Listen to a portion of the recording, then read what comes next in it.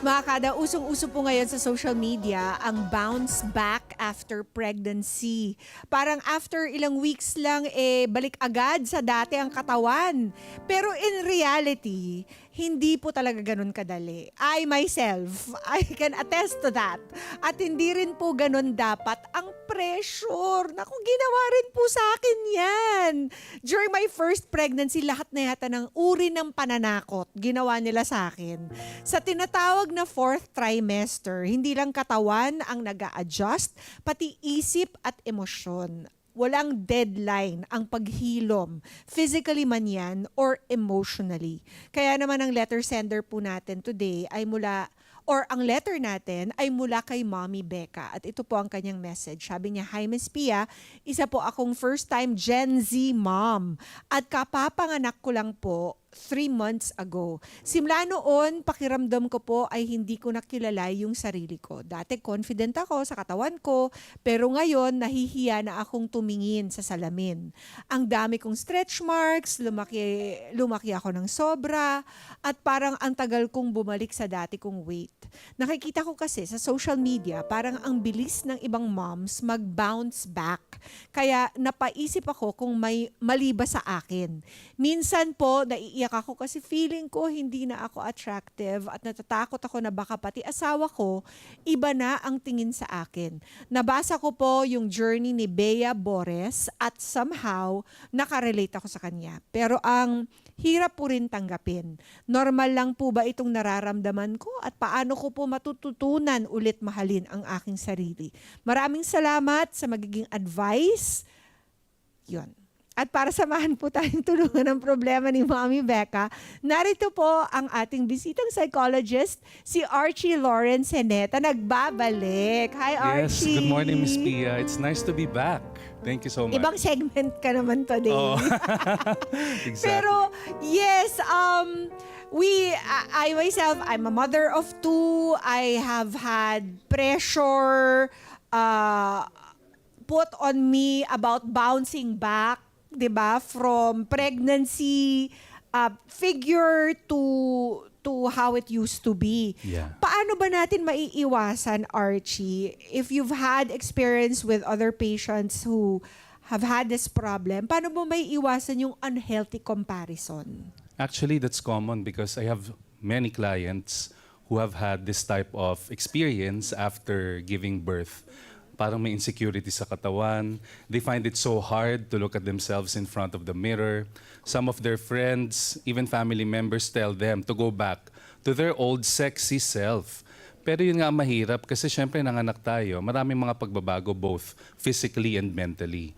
And we cannot, pressure someone. We cannot pressure a woman who just gave birth to go back immediately to the physical self she used to be. Ang isa pa kasi dito yung comparison sa social media. There's a proliferation of, halimbawa, mga role models na, pagkapanganak, sexy na ulit, kung ano-anong ginawa.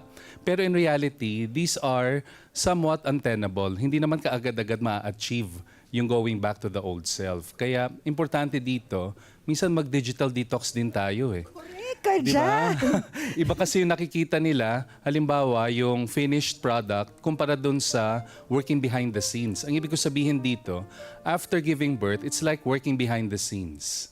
Hindi ikaw yung usual self like how you were before. Yung nakikita nilang mga role models na, okay, ito yung kanilang finished product, alalahanin natin, may filters, may mga shapewears na pwedeng mag-conceal ng kanilang realities. Kaya mag-iingat din tayo sa ganitong comparison. Oo, kasi hindi naman nila pinopost yung the bad and the ugly. Yes. Only the good. Exactly. The good and the perfect. Sa social media, diba? Yeah. Kaya ang pinakamagandang gawin mo muna, Mommy Becca, is to digital detox yourself. Social media detox talagang kailangan. Kasi hindi talaga maiwasan yung comparison kapag nagpunta ka sa social media. Yes, No matter exactly. how strong you are mentally, it's going to creep in. 'Di ba? That's right. Oo. Ito bang ganito ay, Archie, ay normal lang na maramdaman? I mean, what is the difference between normal baby blues and talagang postpartum depression na ang pinag-uusapan? Actually, it's very normal to feel these emotions, lalong-lalo na after giving birth. Pero tama yun, Miss Pia, no? Kailangan nating i-differentiate ano ba yung baby blues sa postpartum depression. Normally, ang baby blues, it lasts for just 2 weeks. So, ang onset nito, 2 to 3 days, you feel sad and you feel moody and sometimes you feel tired, yung ganon. Siyempre, hindi kami natutulog Oo, eh. kasama yun, Kaya di ba? normal yan. Yung lack Oo. of sleep, sleep deprivation is another, contributing factor. Bakit? Napakalaking factor niyan. You feel like the world is ending kapag hindi ka nakakatulog. Correct, di ba? At ang isa pa kasi dito yung hormonal imbalance. Females experience, my clients do experience hormonal crash. Yung hormonal crash na yon sa estrogen and progesterone, yung mga hormones, of course, associated with the female body, bumabagsak talaga, contributing further to the sadness that they feel. Pero pag postpartum depression kasi, iba na. Iba na, no? Yes. Parang may thoughts of self-harm na. May ganon. May thoughts of harming the baby. Yes. In which case, kailangan talaga ng medical intervention. Tama. Kasi ang postpartum depression within 1 year after giving birth, pwede mo maramdaman yun anytime. Okay. Unlike halimbawa baby blues, maybe first few days, 2 to 3 days, pero mariresolve na in 2 weeks. Okay. Ito in 1 year, anytime it may spring actually. Tapos mas lumalala, mas tumatagal. Yung feelings of sadness, hopelessness, antagonism to the self, and minsan doon nga sa baby. Ang problema kasi, minsan, para bang yung mga mommies na kag-give birth lang, they don't wanna admit this. Kasi para bang it's an acknowledgement na mahina ka, or it's an acknowledgement na parang bakit ka na nalulungkot? You just gave birth. Parang may konting shame in Yes. admitting that I am depressed, I don't feel right, I'm not happy. Yes. Kasi yung pressure to feel happy, Oo. to feel great about what you Yes. just did is also there. That's right. So, what can we say to these moms para hindi sila mahiya about admitting it? That's right. Tama yun, kasi merong stigma associated with bakit contradictory yung nararamdaman ko. I should feel celebratory na nanganak ako, tapos ito yung baby ko, mamahalin ko. Pero kasi maraming mga factors, especially yung physical, yung chemical sa brain na hindi natin makontrol. Talagang merong nangyayaring, neurochemical changes sa isang tao, sa isang mommy, lalong-lalo na sa ganitong klase ng stage. Kaya napaka-importante to allow people, moms especially, to talk to someone about how they feel. Pwedeng magsimula yan sa mga friends, family members actually. Then eventually, kung hindi kayanin halimbawa ng family members or friends, the time that they can refer to a mental health professional. Alam mo ba, Miss Pia, 2017, may mental health law tayo. Lahat yan covered. Moms and otherwise, importante to open up to someone. Nang sa ganon, you will not actually fall into the trap of thinking that you're not normal. It's completely normal. It's just that you need to talk to someone para maproseso Tama. yung pinagdadaanan. Oo, wag po natin ikahiya yung mga ganyang klaseng feelings. Yes. At let's always seek help. Definitely. Whenever and wherever we can. Yes. So, ano bang pinakamagandang mindset for someone like Mommy Becca? Ano po yung Yes. mga practical steps that she can take now para naman masimulan na niya yung kanyang recovery Yes. to loving herself again? That's right. For Mommy Becca, it's important to actually choose the content, the feeds that you're gonna watch. Isa yun sa pinaka-importante. Oo nga. Ang lakas ng impact ng social media. And anytime, it can put you into what we call emotional crash. Yes. So may hormonal crash na, meron pang emotional crash. Dahil nga dun sa pinapanood natin, tinitingnan natin, ng mga role models na minsan hindi realistic. Self-care is crucial. Simulan natin yon. Number 1, physical, self-care, alagaan ng sarili, matulog ng tama, kumain ng sapat na pagkain. Nang sa ganun, matulungan tayo to regain our physical strength. Emotional support is also crucial. Marami dito sa Pilipinas na mga NGO na pwedeng tumulong sa atin halimbawa.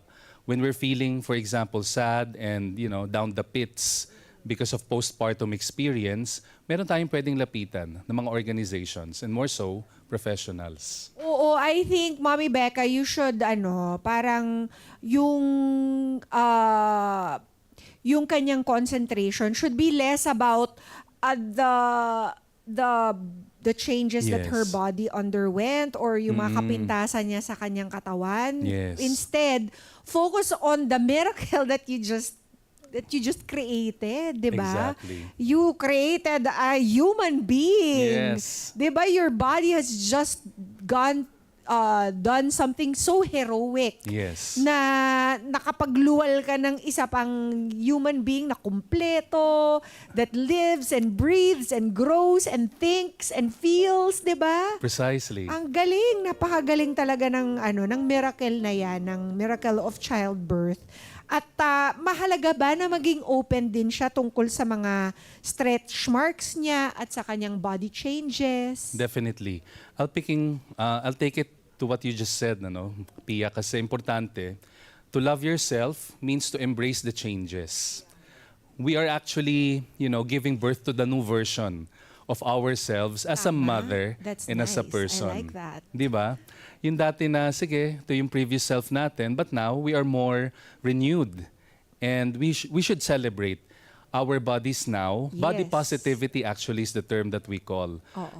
This kind of, loving the self and loving the physical imperfection. Tama. Kasi sa totoo naman, walang di ba? Wala naman talagang truly perfect. Yes. Lalong-lalo na you have gone through the miracle of giving birth. So tama yon. Self-affirmation that you have actually gave birth to someone in this world, and then loving yourself further because eventually, your child will also depend on the love that you give yourself. Oo nga. Enjoyin mo muna yung bundle of joy mo. Yes. Ang sarap-sarap amoy-amoyin yan. Kaya maraming salamat Thank you for so much. coming on the show again. No problem, And helping Pia. us out. Thank you Anong so much. segment ka naman kayo next time? Baka pang malakasan. Yun na nga tingnan natin. Baka pakantahin ka naman namin. But for those of us who might need consultation, please remind them again how to get in touch. Yes, you can actually look up my Instagram and Facebook account, Archie Lawrence Seneta. And nice to help people, especially when it comes to, matters topics that truly matter to the lives of people. Yes. Thank you, Archie. Thank you, Miss Pia. Have No a great problem. day ahead. At ito naman po ang mga piece of advice natin. Pagtanggap, yakapin po ang bagong bersyon ng sarili nyo. Ayan, sabi nga ni Archie, stretch marks, weight changes, scars, lahat po ng yan ay may kwento, 'di ba? Lahat 'yan ay bahagi na ng kwento mo bilang ina. Hindi po sila kapintasan, kundi patunay ng inyong lakas. Pag-alaga sa sarili, habang inaalagaan mo ang iyong baby, huwag din kalimutan ang sarili mo. Kahit simpleng self-care, pagligo ng maayos, pagkain sa tamang oras, paghingi ng tulong, malaking bagay na yan para sa iyong mental at emotional health. Ako parang nagpapaayos lang ako ng hair minsan. Put a little makeup para naman na look like a person again. At pahinga.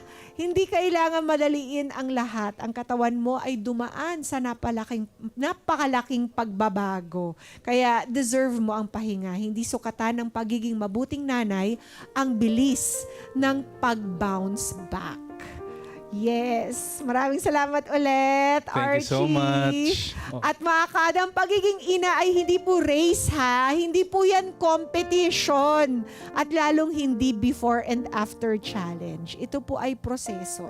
May healing, may growth, at higit sa lahat, may self-love. At kung ikaw po ay isang bagong nanay na dumaraan sa parehong journey tulad ni Bea Bores at Mami Becca, tandaan mo, hindi ka nag-iisa.